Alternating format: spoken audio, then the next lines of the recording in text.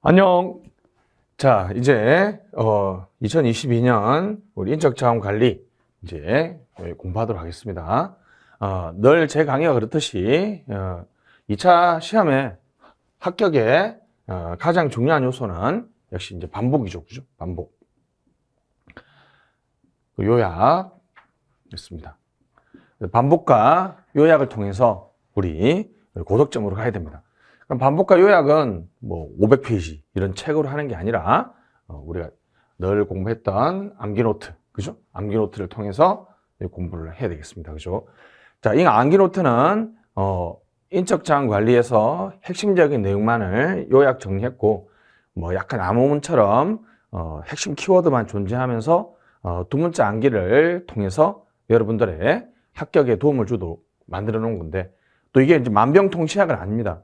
암기 노트를 통해서 핵심적인 내용을 암기하시고, 그 다음에 여기 문장으로 쓰는 연습을 해야 되겠죠, 그죠? 문장으로 쓰는 연습을 꼭 해야 되겠습니다, 그죠? 자, 이 암기 노트를 우리 혹시나 그 이제 PDF 파일로 또는 한글 파일로 받고 싶은 분들은 여기 제 이메일, 그죠? 이메일로 연락 주시든지, 아니면 네이버 밴드라는 어플에서 정경호를 치시면 그 제가 운영하는 밴드가 있는데요. 그 밴드에 회원가입 하도 이제 광고글을 많이 올려서 회원가입을 받고 있습니다. 그죠? 그냥 가입하면 뭐 빠르면 하루, 뭐 2, 3일 안에 여러분들이 승인이 될 수 있으니까, 그죠? 그리고 들어오시면 우리 자료를 올려놨습니다. 그죠? 자료 올려놨고요. 거기서 여러분들이 다운로드 받으시면 되겠습니다. 자, 이제 본격적으로 한번 시작해 보도록 할게요. 자, 우리 인적자원 관리는 인적자원을 뽑아서 이렇게 이직하는 일련의 과정에 관한 연구입니다. 그죠? 자, 사람을 뽑아서 사람을 이용하는 또는 활용하는 이 과정을 인사과정 또는 인사기능, 하나의 체제로 보면 각 기능들이 목표 달성을 위해서 필요한 하위 요소이기 때문에 인사기능이라고 얘기하죠. 자, 우리 인사기능 또는 인사과정은 우리 모든 책에는 조금 다르지만 거의 대부분 이렇게, 그죠? 세 가지로 되어 있습니다. 그죠? 인적 자원을 확보한다 또는 이걸 채용이라고 얘기하죠. 그죠? 인적 자본을 개발한다. 또 이것을 능력 개발이라고 얘기하기도 합니다. 그리고 유지한다. 뭐 사기 관리라고 하기도 하죠. 그래서 인사 과정은 크게 학계유, 확보, 개발, 유지 관리. 그래서 좋은 인적 자원 관리가 되기 위해서는 확보, 개발, 유지 관리가 원활하게 작동해야 되겠습니다. 이러한 인사 과정 또는 인사 기능이 제대로 수행되기 위해서는 우리 위에서 명확한 어떤 인사 리더십이 필요할 것이고요. 그 다음에 문화, 인사 문화라든지 조직의 문화 또는 기업의 문화 등이 변화 지향적이라든지 또는 지금 현재 수행하고 있는 인사 기능과 맥락을 같이 해야 되겠죠. 자, 그래서 우리 그것은 인사 기반, 다시 인사 기반. 기반 과제 또는 인프라라고 하죠. 경영 이념하고 잘 맞아야 되겠죠. 그죠? 인사 철학이라고 얘기하고. 그 다음에 기반 과제는, 핵심적인 기반 과제는 이렇게 세 개입니다.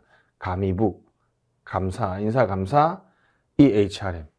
최근에는 이제 스마트워크라고 바뀌었죠. 그죠? 인사부서. 인사부서의 답은 울리치라는 학자에 의하면 체인지 에이전트, 이른바 변화 선도자가 돼야 된다. 변화 선도자가 돼야 된다. 체인지라는 게 변화고요. 그죠? 그 다음에 에이전트라는 기관이라는 뜻이니까 변화 선도자. 자, 감의부가 인적 자원 관리에서 시험에 놓는 핵심적인 내용이고, 그 다음에 뭐 조직 문화까지, 그죠?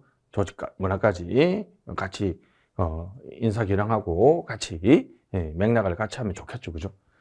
자, 그래서 우리가 인적 자원 관리에 간단하고 직관적인 암기는 바로 이겁니다. 그죠? 됐습니다.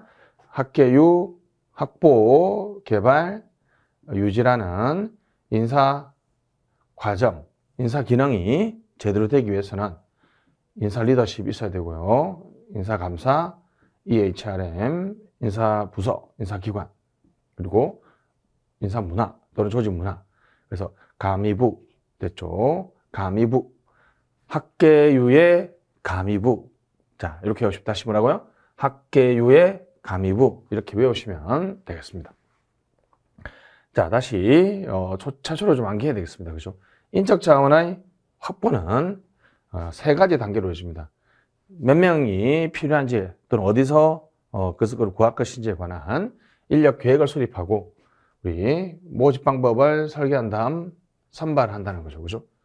그래서 좋은 인적 자원의 확보를 위해서는 계획, 모집, 선발, 이른바 계모선, 계획, 모집, 선발, 계모선. 자, 개발 관리 또는 능력 개발을 얘기하는데 직교 평경 이렇게 네 가지가 인적 자원의 개발 관리에서 논의되고 있는 거죠. 직교 평경, 직무 관리, 직무 분석과 직무 평가와 직무 설계를 하죠. 그래서 분평설인데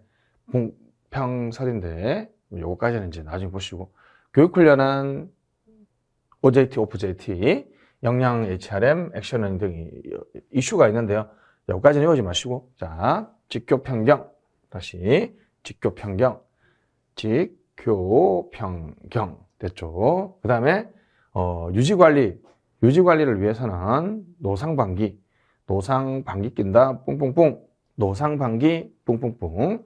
자, 좋은 인적 자원 관리가 유지되기 위해서는 또는 직원들이 사기가 높기 위해서는 상생적 노사관계가 있어야 되고요. 보상관리가 우리 흔히 임금관리라고 얘기하죠. 그죠? 보상관리가 잘 이루어져야 되며 방출관리, 퇴직관리, 요즘에는 이직관리라는 표현을 많이 쓰죠. 그죠? 됐습니다. 노상 방귀 낀다 할 때 그 방귀라는 좀 입에 착착 좀 감기는 그런 두 문자 암기를 위해서 방출관리라는 표현을 쓰는데 실제는 이직관리가 시험에 상당히 많이 나옵니다. 그죠? 됐습니다. 이직관리. 자, 그래서 이렇게 이제 안 보고도 여러분들이 할 수 있을 정도로, 그죠? 됐습니다. 됐죠? 학계유의 가미부고, 됐죠? 계모선, 직교 평경, 노상방기, 뿡뿡뿡 됐습니다. 그래서 계모선 하고 나서 한번 끊어주시고, 그 다음에 직교 평경 한번 끊어주시고, 그 다음에 노상방기 한번 끊어주시면 좋겠습니다. 자, 이렇게 해서 이제 빠른 속도로, 그죠? 인적 자원 관리의 기본적인 전체 목차를 외웠습니다. 항상 이거 가장 중요하고 가장 근본적인 목차이기 때문에 여러분들이 꼭 머릿속에 넣어야 되겠습니다. 그죠?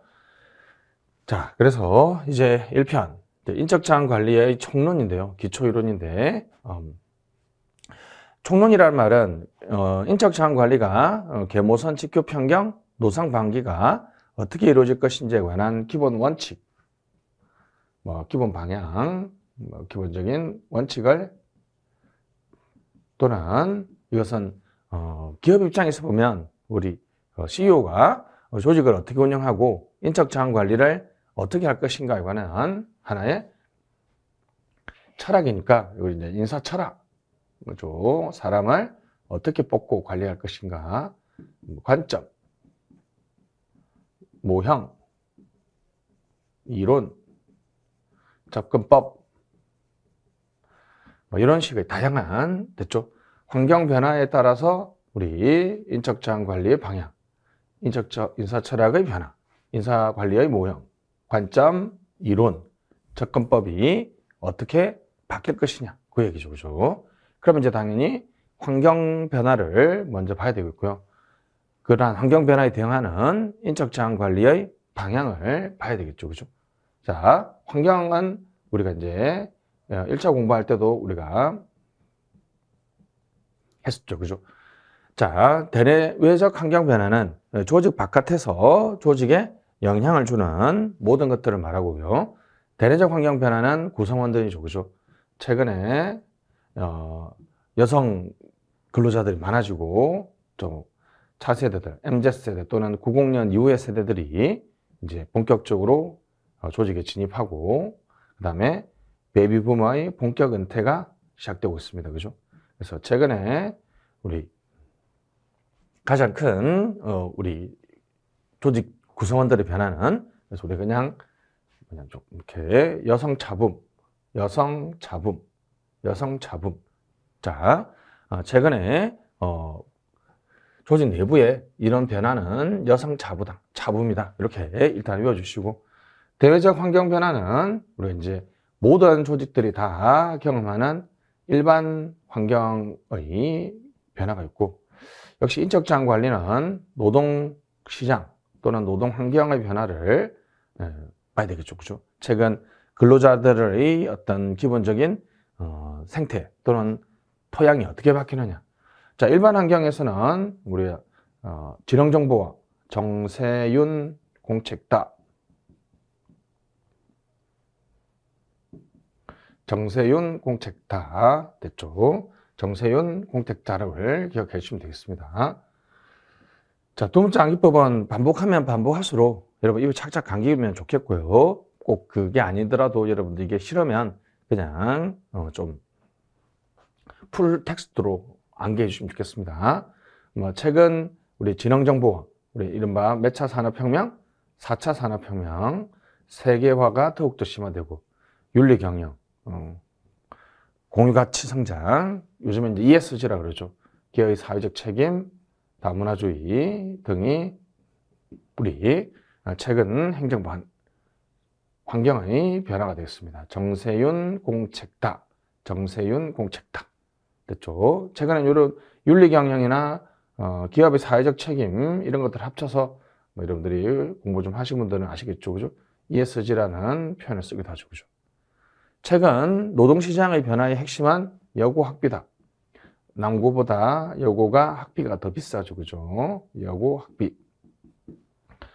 실제로 비싼지는 저는 잘 모릅니다. 그죠? 그냥 외우려고 하는 거죠. 그죠? 여고 학비. 됐습니다. 요걸 훨씬 더 많이 외워야 되겠죠. 그죠? 됐습니다. 정세윤 공책다의 여고 학비. 여성 차붐.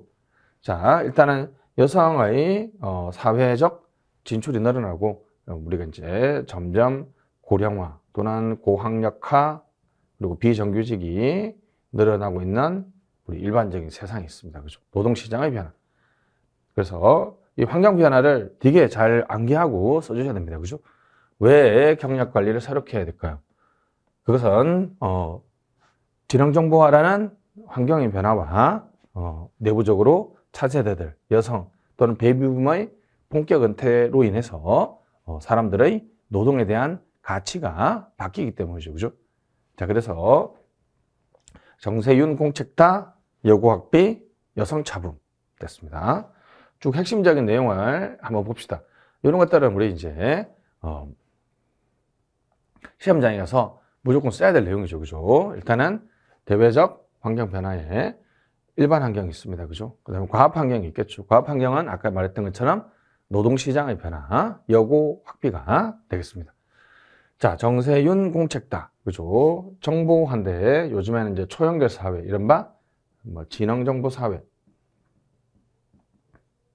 지능정보 사회라고 하기도 하고, 초연결 사회라고 하기도 하고, 그냥 4차 산업혁명이다. 이런 표현을 쓰기도 합니다. 그죠? 세계화가 있고요. 윤리경영, 공유가치, 성장, 사회적 책임, 다문화주의 같은 게 있습니다. 최근에는 이렇게 이제 기업의 사회적 책임이나 윤리경영 등을 다 합쳐서 요즘에는 ESG가 강조되고 있습니다. 그죠? 환경, environmental, S, social, 그 다음에 governance. 자, ESG도 아주 봐야 되겠죠. 그죠? 자, 그 다음에 우리나라 좀 보면 저출산, 저성장, 고령화, 양극화, 저저고양이죠. 저저고양 됐습니다. 자, 저출산은 2021년도에 26만 명이 태어났다는 거죠. 그죠? 1961년도에는 약 108만 명, 100만 명이 태어났었는데, 그죠? 그리고 이 4분의 1로 줄어들었죠. 그죠? 저출산은 결국은 생산 가능 인구의 어떤 감소 취업자의 감소 또는 수요 창출의 실패 또는 수요 창출의 위축 등을 초래할 수 있죠. 그죠? 자, 그 다음에 저성장. 지금 이제 성장률이 상대적으로 높긴 하지만 우리 과거에 비해서 성장률이 계속 떨어지고 있다는 거죠. 고령화. 이미 2018년에 고령 사회에 진입했고 2026년에 초고령 사회로 진입이 예상되어 있습니다. 그죠? 양극화는 빈부격차죠. 빈부격차. 됐습니다. 그래서 빈부격차가 커지면 우리 사회적 갈등이 좀 많아질 수도 있죠. 그죠? 양극화 같은 경우에는 우리 인적 자원 관리에 직접적인 관련은 없고요. 가장 중요한 것은 역시 저출산 그리고 고령화 등이 되겠습니다. 그죠? 정세윤, 공책다, 저조고향. 자, 첫 번째, 지식 정보 사회는 시간, 공간, 거리의 제약이 없다. 그죠? 시간의 제약, 공간의 제약, 거리의 제약이 없다. 그죠? 우리 이제 전자공간이라는 것이 만들어져서 우리가 옛날에는 꼭, 그죠?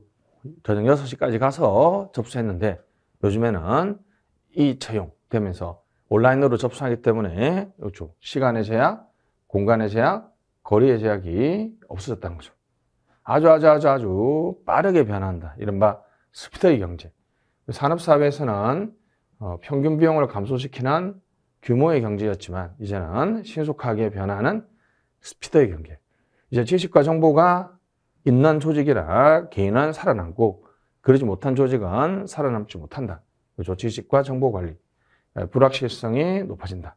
저런 것이 이것을 시공거 피지불이다. 시공거 피지불이다. 이렇게 하고 화살표를 그래서 지식 경영, 이제 정보화를 활용하는 인적 자원 관리, EHRM 등이 필요하다고 했는데, 자, 요즘에는 이미 이것을 넘어서서 이제 이른바 4차 산업혁명, 4차 산업혁명, 정보사회를 우리가 3차 산업혁명이라고 얘기하죠. 그죠? IT혁명.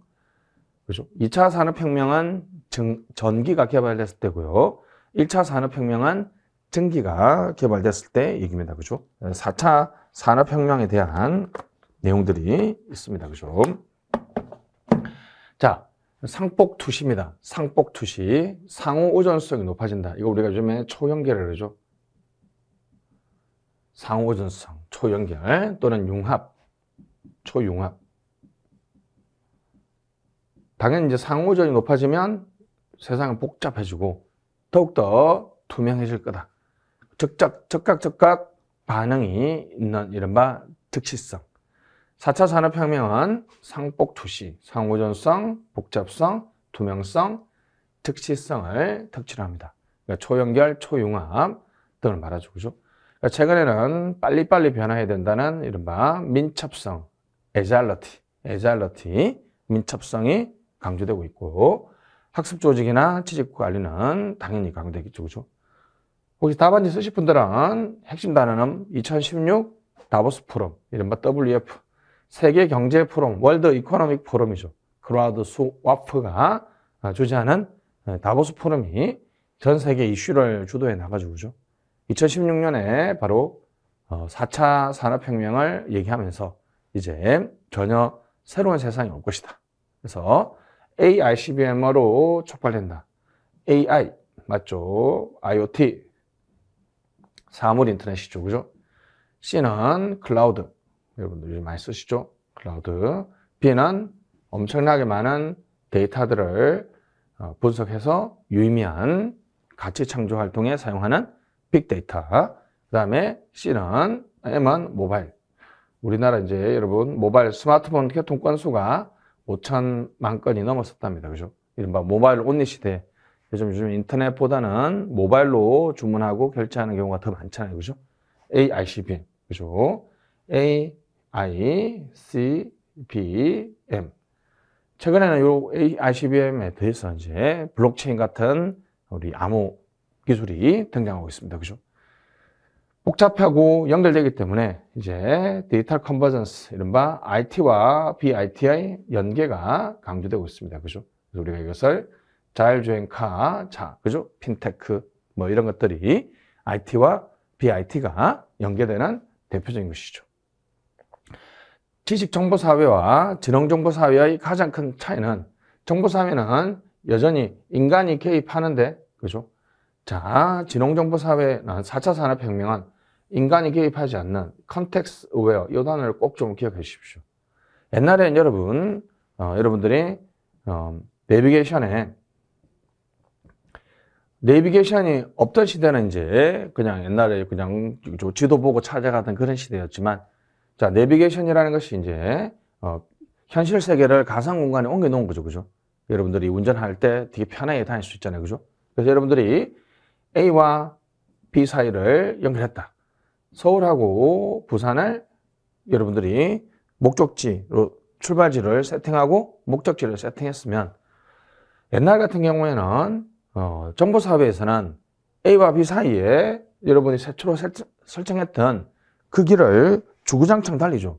막히든 막히지 않든. 근데 사고가 날 수도 있고 갑자기 교통이 막힐 수도 있잖아요. 가장 최적화된 다른 길은 없을까요? 그리고 여러분들 그 당시에는 주관적인 감으로 판단했는데, 지금은, 자, 이 단어 중요하죠. 그죠? 지금은 AI, 인공지능이 엄청나게 많은 교통 데이터를 실시간, SNS 데이터 등을 실시간으로 분석해서, 여러분들이 요즘에 듣는 말이 뭐예요? 아, 요즘에 내비게이션은 인공지능이 탑재되어 있으니까 교통 상황이 바뀌어서 제가 새로운 길로 안내하겠습니다. 이렇게 이야기하죠. 그거 되게 중요한 맥락인데요. 바로 교통 상황이 바뀌어서 내가 새로운 길을 안내한다는 거는, 여러분들이 지금 명령 내리기 전에 기계가 스스로 그 컨텍스트라는 것이 상황이죠. 그 상황을 aware, 인식해서 인간 개입이 없어요. 상황 인식, 상황을 스스로 기계가 인식해서 결정한다는 거죠. 그래서 정보사회는 PC와 유선에 여전히 인간 개입이 있지만, 4차 산업혁명은 AICBM이라는 기술을 활용하고 무선을 중요시하며 인간 개입이 없고 기계가 스스로 상황을 인식해서 판단한다는 거죠. 자율주행차도 그런 거죠. 그죠? 결국은 여러분들 버튼만 눌러놓으면 지가 알아서 다 상황 판단해서 회차 바꾸고 속도 올리고 늦추고 다 하잖아요. 그죠? 그래서 상황인식 컴퓨팅, 됐죠? 인간 개입이 없다. 옛날에는 한편으로 또 가상과 현실이 분리되었는데, 그죠? 여전히 가상 공간과 현실 공간이 분리되었지만, 최근에는 가상과 현실이 통합되고 있습니다. 그죠? 바로 가상과 현실이 통합되고 있죠. AR, VR, 요즘에는 XR이라고 해서 Extended Reality, 확장 현실이라고 그러죠. 그 요즘에 이제 떠는 게 뭐예요? 메타버스죠. 메타버스 됐죠. 메타라는 어떤 상위, 초라는 뜻과 벌스라는 유니버스에 말하는 인류의 보편적으로 존재하는, 그죠? 가상에서 융합된 현실이죠. 가상 융합 현실. 여러분들 이제 VR 기계를 끼면 그 VR 기계 내에서 여러분들 좋아하는 연예인하고 이렇게 사진도 찍을 수 있고, 뭐 실제로 이제 과장님도 VR 기계를 켰으면 각자 집에 있으면서도, 그죠? 가상 공간의 사무실에서 같이 얘기도 하고 업무도 할 수 있다는 거죠. 그죠? 자, 이것을 바로 메타버스, 이른바 가상 융합 현실이라고 얘기합니다. 자, 인간 개입이 없고 상황을 스스로 판단해주고 가상과 현실이 통합된다. 이러한 4차 산업혁명은 결국은 인적자원 관리에 어떤 영향을 줄 것이냐, The Future of Jobs, 일자리의 미래. 2016년에 발표한 건데, 사실 이제 지금은 뭐 맞지는 않지만 그 당시에는 좀 충격적이었죠. 그죠? 2016년에 앞으로 5년 안에 700만 개의 일자리가 없어지고 200만 개의 새로운 일자리가 만들어질 것이죠. 우리가 이제 그때 당시에 뭐, 그죠? 운전, 버스, 택시, 뭐 회계 감사, 뭐 심하면 변호사, 뭐 이런 사람들 일자리가 다 없어질 거라 그랬죠. 그죠? 왜냐하면 변호사들이 사실 하는 일이 판례를 분석해서 얼마만큼 뭐 이길 것이다, 질 것이다, 뭐 이런 걸 결정해 주는데, 변호사 혼자 개인이 하는 것보다는 인공지능이 모든 판례를 다 분석해 주는 것이 훨씬 더 효율적이고 빠르겠죠. 그죠? 자, 새로운 일자리. 요즘에는, 데이터를 정지해주고 분류해주는 데이터 사이언티스트, 이른바 데이터 사이언티스트, 그죠? 데이터 분석가, 인공지능, 윤리 설계자, 뭐 이런 식으로 새로운 일자리가 늘어나고 있다는 거죠. 자, 그 다음에 경영 패러다임이 변하고 있습니다. 그죠? 요즘에는 이제 데이터 경제라고 얘기하죠. 데이터 경제, 그죠? 데이터 경제. 자, 인터넷 경제나 데이터 경제는 이제 우리가 알다시피 네이버, 카카오, 그죠? 네이버나 카카오는 삼성전자만큼은 아니지만 엄청나게 큰 기업이 됐는데요. 저 기업은 공장도 없죠. 그죠? 공장도 없지 않습니까? 그냥 인터넷이나 가상 공간에서 데이터를 가지고 카톡을 연결해주고 분석을 해주고 또 어디에 일자리를 있다고 얘기해주는 전형적인 인터넷 경제, 데이터 경제, 데이터가 이제 교육의 중심이 되고 데이터가 새로운 부가가치의 원천이 됩니다. 그래서 데이터를 지능정보 사회의 석유와 같다. 뭐 이렇게 분석하기도 하죠. 프로비스, 이른바 제조업의 서비스와, 그죠? 제조업의 서비스. 프로덕트와 프로듀스와 서비스의 결합인데 옛날에는 한 번에 많이 만들어 놓고, 그죠? 뭐 손님이 몇 명 올지 이런 거 모르니까, 그죠? 재고로 쌓아놓고 또 남으면 버리고 이렇게 했는데 이제는 주문이 들어오면 그때 즉시 서비스를 만들어서 판매할 수 있다는 거죠. 그죠? 제조업과 서비스업이 융합되는 이른바 맞춤형 생산이나 맞춤형 판매가 가능해진다는 것이죠. 자, 긱 이코노미, 그죠? 임시적 경제, 유동 경제라 그럽니다. 공유 경제, O2O 서비스, 이른바 온디맨드 서비스라고 하죠. O2, 온라인에서 to, 온라인으로 간다. 카카오 택시 같은 것이 전형적인 O2O 서비스죠. 여러분들이 온라인으로 부르면 택시가 이제 오프라인으로 오니까, 그죠? 그죠? 여기서 우리가 O2O 서비스죠. 오프라인에서 온라인으로 신청할 수도 있고, 온라인에서 온라인으로 신청할 수도 있습니다. 그죠? 그래서 이제 왜 이걸 온디맨드 서비스를 하냐면, 실제로 이제 주문이 들어오면, 디맨드, 주문이 온, 불이 켜지면 그때 바로 이제 서비스를 제공할 수 있기 때문에 O2O 서비스를 하죠. 자, 최근 이제 우리 지능정보기술을 활용해서 이제 새로운 공장, 이른바 스마트 팩토리, 새로운 근로 공간, 스마트 오피스, 새로운 근로 방식, 스마트 워크 등이 일어나고 있습니다. 자, 이거는 이제 벌써 시험에 나왔고요. 엄청 중요한 주제죠. 그죠? 자, 최근에 인사관리나 조직관리 모두 객관적인 데이터, 증거를 기반으로 해서 우리가 관리한다. 이른바 EVM, 증거 기반 관리가 증가하고 있습니다. 그죠? 증거 기반 관리가 증가하고 있죠. 선제적, 예측적, 사전적, 과학적, 객관적 됐습니다. 객관적인 증거에 따라서 우리 어떤 의사결정을 하게 되면 자기 주관이나 감이 아니라 객관적인 증거를 하고 있기 때문에 또는 그런 데이터들이 미리 좀 쌓여 있으면 그것을 사전에 인지해서 우리 선제적인 대응이 가능하다는 거죠. 그죠? 선해, 사과객. 그죠? 원더걸스의 해체의 주범, 선해가 사과해야 된다. 객관적으로. 선해, 사과객. 선제적, 예측적, 객관적, 사전적, 과학적인 관리 방식. 됐습니다. 최근에 뭐 수요 예측이라든지, 물건의 수요 예측이라든지, 판매 장소, 이런 것들도 이전에 그 물건에 대한 데이터를 엄청나게 많이 수집해서 분석하면, 그래서 만약에 기계 학습 등을 한다면, 다음 달에는 또는 내년에는 어디에서 얼마만큼이 필요할 것 같다라는 예측이 가능하다는 거죠. 예측이. 그죠? 그러면, 다음 달, 내년에는 A 제품을 팔고 B 제품은 줄여야 됩니다.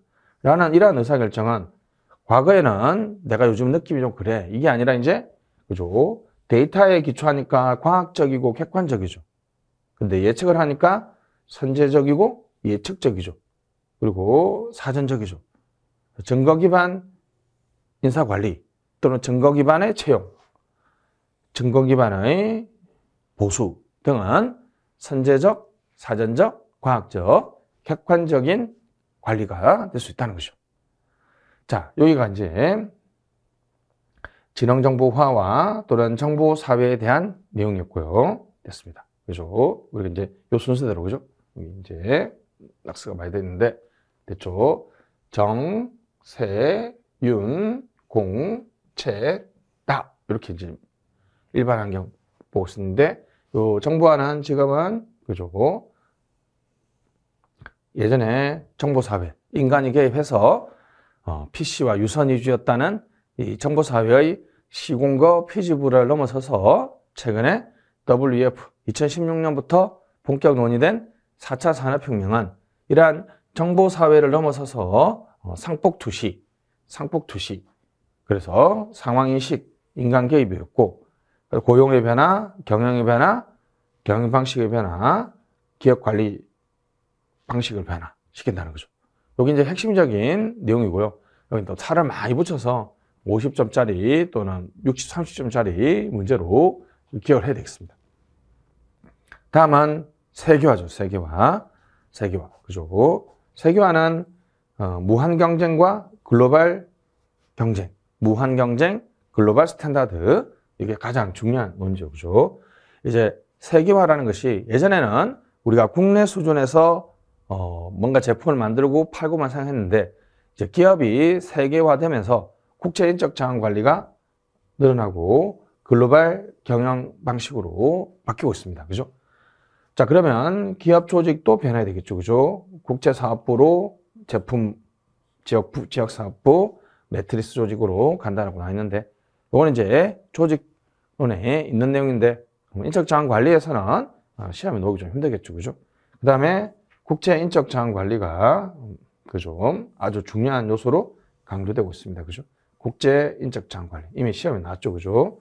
노무사에도 많이 나왔고요. 그 다음에 경주도사에서도 시험에 나왔죠. 그죠? 기업이 세계화된다는 것은 무엇을 뜻하죠? 세계화는 이제 국내 기업뿐만 아니라 국제 기업하고도 경쟁해야 된다는 무한 경쟁과 글로벌 규범, 이른바 글로벌 스탠다드를 지켜야 된다는 국제 수준, 그죠? 국제 표준을 지켜야 된다는 거죠. 이제 노동이나 우리의 관리가 국제 표준이나 국제 수준을 지켜야 된다. 그래서 기업도 국제화로 바뀌고 인적 자원 관리도 국제 인적 자원 관리로 바뀌어 나가야 된다는 거죠.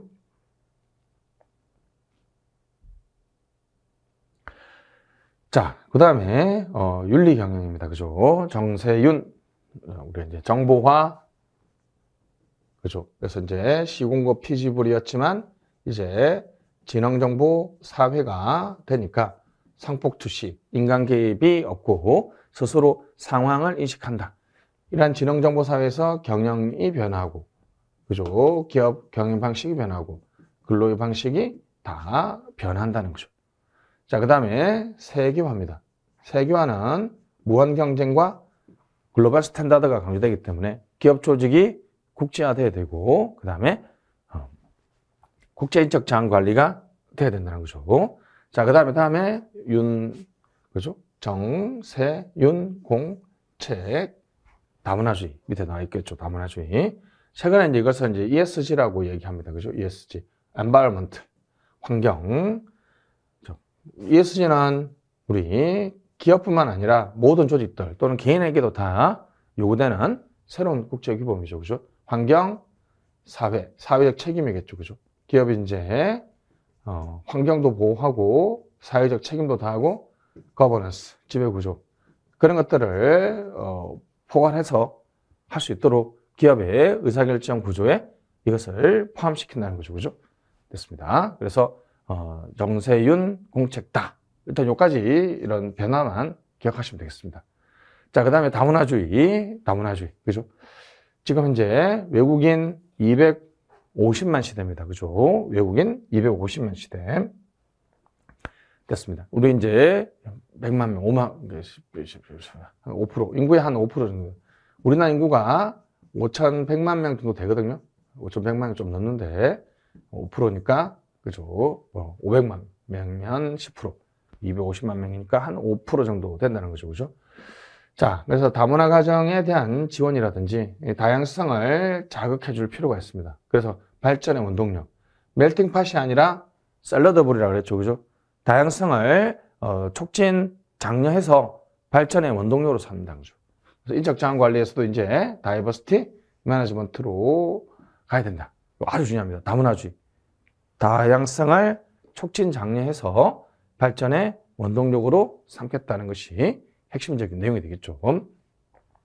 자, 최근에 또 기업 인력 구성의 변화, 그죠? 베이비붐의 본격 은퇴, 그죠? 그 다음에 MZ세대, 그죠? MZ세대의 본격 진입이 있다는 거죠. 그죠? 90년생 이후부터, 그죠? 물론 밀레니엄이니까 00년생이라고 할 수 있는데, 00년생이 이제 재작년부터 노동시장에 본격적으로 진입하고 있죠. 그죠? 그래서 그냥 우리나라에서는 그냥 90년 이후의 세대들을 그냥 통칭하는 표현으로 MZ세대라고 얘기합니다. 그죠? 자, 그래서 사회 외국인이 늘어나고 다문화 가정 자녀들이 초중고에서 제가 알기로 한 7% 정도 차지하는 걸로 알고 있습니다. 그죠? 그리고 조직 내에서도 여성 차붐, 여성 근로자들이 많아지고 차세대 증가하고 베이비붐이 본격 은퇴함으로써 이제 예전에 획일적인 조직 관리가 아니라 이제 다문화주의를 받아들일 필요가 있다는 거죠. 이것을 다문화주의라고 합니다. 그죠? 자, 일반 환경에서 이제 법적 환경, 노동관계법, 그죠? 52시간 노동제, 최저임금 인상, 이런 것들이 바로 것들이고요. 정부의 정책, 그죠? 박근혜 정부에서는 창조경제, 우리 문재인 정부에서는 혁신성장, 윤석열 정부에서는 또 이제 뭐가 될지 모르겠네요. 그죠? 그 다음에 노동조합, 조합률, 조직률 또는 산별노조로 전환되고 이러한 어떤 노동조합의 어떤 환경 변화는 전형적인 일반 환경의 변화가 되겠죠. 그죠? 됐습니다. 자, 여기까지가 이제 우리 일반 환경, 그죠? 정보화, 세계화, 윤리, 공동체, 사회적 책임, 다문화주의, 법적 환경이나 이런 것도 별로 중요하지 않아서 따로 암기법을 만들지 않았습니다. 그죠? 정세용 공직다. 이제 과학 환경에서는 여고학비, 여성, 고령화, 고학력화, 비정규직, 훨씬 더 중요하죠. 그죠? 이건 각자 하나씩 시험에 놓을 만한 주제가 되겠습니다. 그죠? 됐습니다. 자, 이번 강의는 여기 일반 환경까지 하고요. 다음 강의에서 과학 환경 계속 이어서 공부하도록 하겠습니다. 수고하셨습니다. 안녕.